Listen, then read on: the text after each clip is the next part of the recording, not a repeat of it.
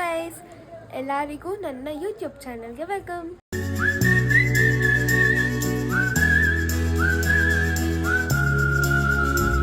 Guys, ಇವಾಗ almost 8.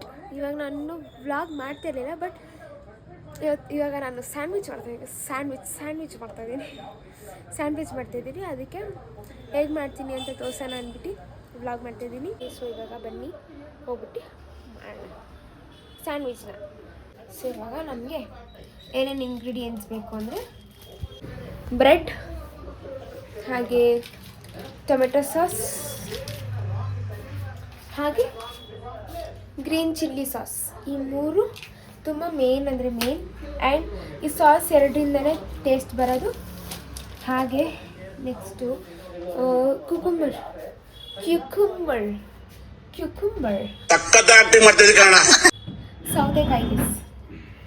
ಸೌತೆಕಾಯಿ. ನಮ್ಮ ಪಪ್ಪ ಇವಾಗ ವಾಕಿಂಗ್ ಹೋಗ್ತಾ ಇದ್ದಾರೆ. ಟೊಮೆಟೊ ಒಂದು ಸಾಕು, ನಮ್ಮಲ್ಲಿ 4 ಜನಕ್ಕೆ ನಾನು ಒಂದೇ ಟೊಮೆಟೊ ಹಾಕ್ತೀನಿ. ಉಳಿತಾಯ ಅಂತ ಅಲ್ಲ, ಸಾಕು ಅಷ್ಟು ಅಂತ. ಆಮೇಲೆ ಇನ್ನೇನು ಬೇಕು, ಈರುಳ್ಳಿ,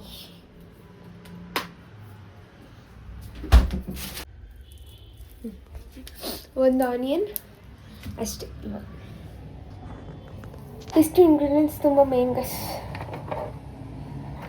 ಆ್ಯಂಡ್ ಆ ಸಾಸ್ ನಾನು ಹೇಳ್ದೆ ಅಲ್ವಾ, ಅದು ನಾರ್ಮಲಾಗಿ ಹೆಂಗಂದರೆ ಹಂಗೆ ಹಾಕೋದಲ್ಲ, ಅದನ್ನು ಸ್ವಲ್ಪ ಆಯಿಲ್ ಹಾಕಿ ಮಿಕ್ಸ್ ಮಾಡ್ಕೋಬೇಕು. ತೋರಿಸ್ತೀನಿ ಅದನ್ನು. ಫಸ್ಟ್ ಇವಾಗ ಕ್ಯಾರೆಟ್ ತೊಗೋಬೇಕು. ಕ್ಯಾರೆಟ್ನ ಮರಿಬೇಡಿ. ಇವಾಗ ವಾಶ್ ಮಾಡಿಕೊಂಡು ಇದನ್ನು ನಾವು ಇವಾಗ ವಾಶ್ ಮಾಡ್ಕೋಬೇಕು ಗಸ್.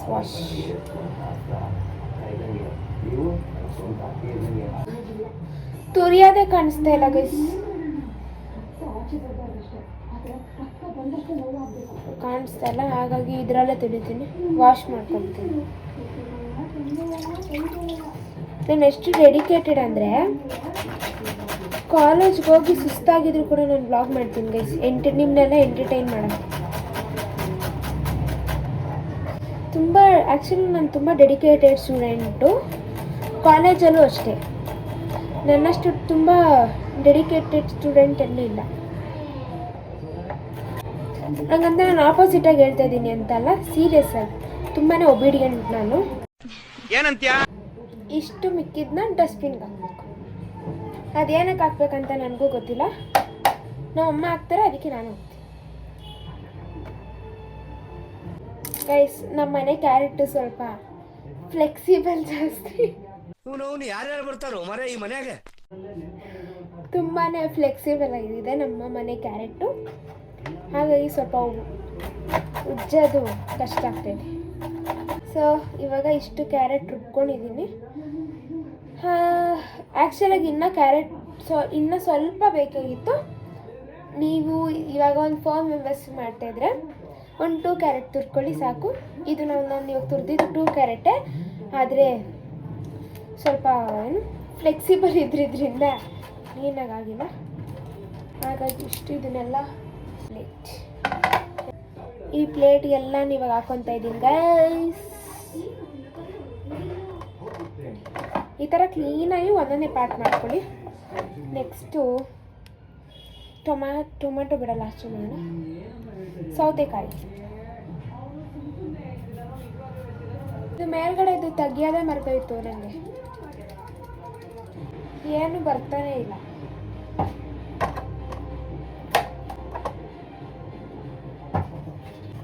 ಈ ಥರ ಸಣ್ಣ ಸ್ಲೈಸ್ ಮಾಡ್ಕೊಬೇಕು, ನಿಮ್ಗೆ ಎಷ್ಟು ಬೇಕೋ ಅಷ್ಟು. ಈ ಸ್ಯಾಂಡ್ವಿಚ್ಗೆ ಕರೆಕ್ಟ್ ಹೆಸರು cucumber sandwich. English medium cucumber sandwich guys, ಇದು ಹೆಸರು ಅಂತ ನಾನು ಇಟ್ಕೊಂಡಿದ್ದೀನಿ.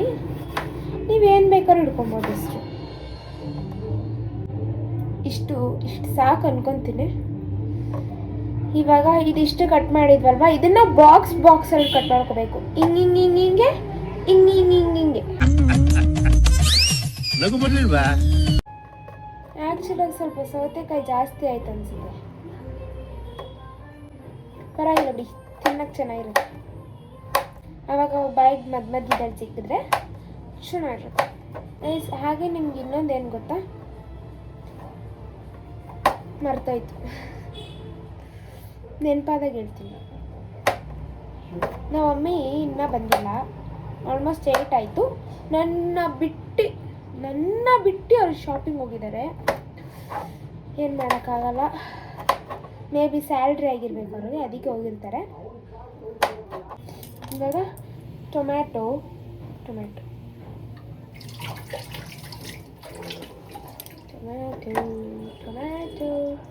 ಇದನ್ನು ಫುಲ್ಲು 1 ಟೊಮೆಟೊ ಫುಲ್ಲು ಹಾಕಿ.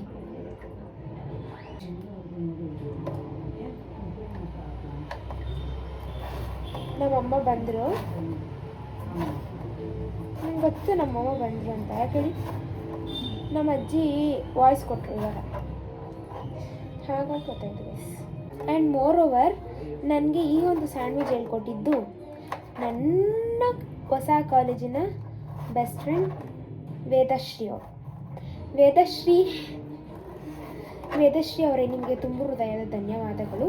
ಈ ಒಂದು ಅದ್ಭುತವಾದ ಏನು ಹೇಳ್ತಾರೆ ಸ್ಯಾಂಡ್ವಿಚನ್ನು ಹೇಳ್ಕೊಟ್ಟಿದ್ದಕ್ಕೆ. ಆ್ಯಕ್ಚುಲಾಗಿ ತುಂಬ ಚೆನ್ನಾಗಿದೆ ಗೈಸ್. ಇದನ್ನು ನಾವು ಕುಕ್ಕಿಂಗ್ ವಿತೌಟ್ ಫೈರ್ ಆ ಟೈಮಲ್ಲಿ ಅವ್ರು ಮಾಡುವಾಗ ಅದನ್ನು ಟೇಸ್ಟ್ ಮಾಡಿದೆ, ತುಂಬ ಚೆನ್ನಾಗಿತ್ತು ಅಂದ್ಬಿಟ್ಟು ಅವ್ರ ಹತ್ರ ರೆಸಿಪಿ ಕಳಿಸ್ಕೊಂಡು ಮಾಡ್ತಾ ಇರೋದು.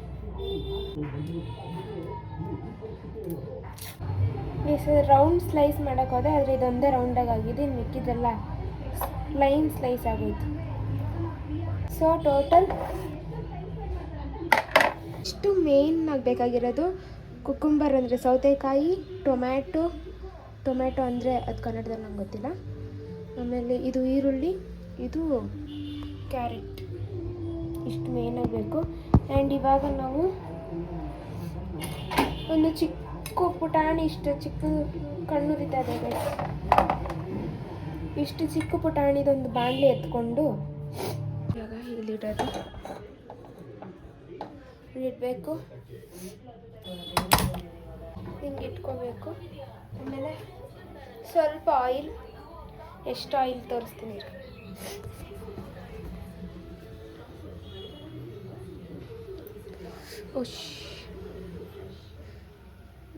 ಸ್ವಲ್ಪ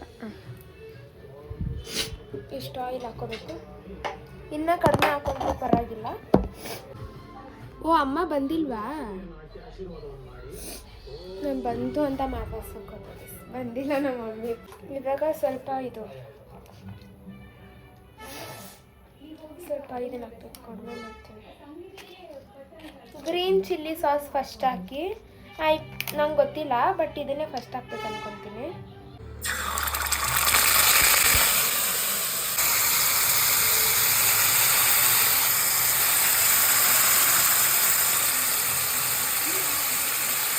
ಹಾಗೆ ಇದು ಟೊಮೆಟೊ ಸಾಸ್ ಅದನ್ನು ಹಾಕ್ಕೊಳ್ಬೇಕು, ಚೆನ್ನಾಗಿ ಮಿಕ್ಸ್ ಮಾಡಬೇಕು ಎರಡೂ. ಟೊಮೆಟೊ ಸಾಸ್ ಹಾಗೆ ಇದನ್ನು ಹಾಕಿರ್ತೀವಲ್ಲ,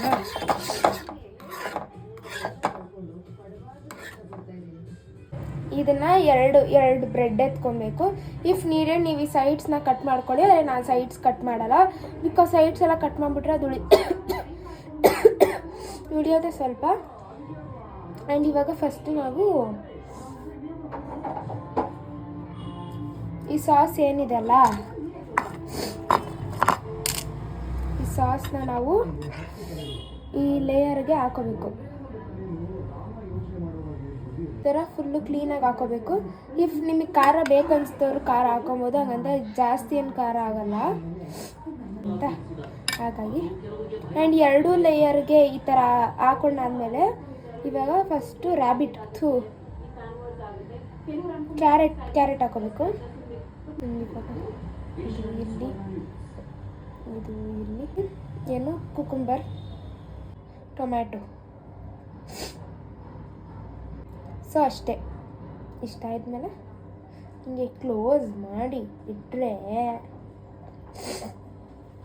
ಇಡಬೇಕಷ್ಟೆ. ಸೊ ಆಯಿತು, ಹೆಂಗೈತೆ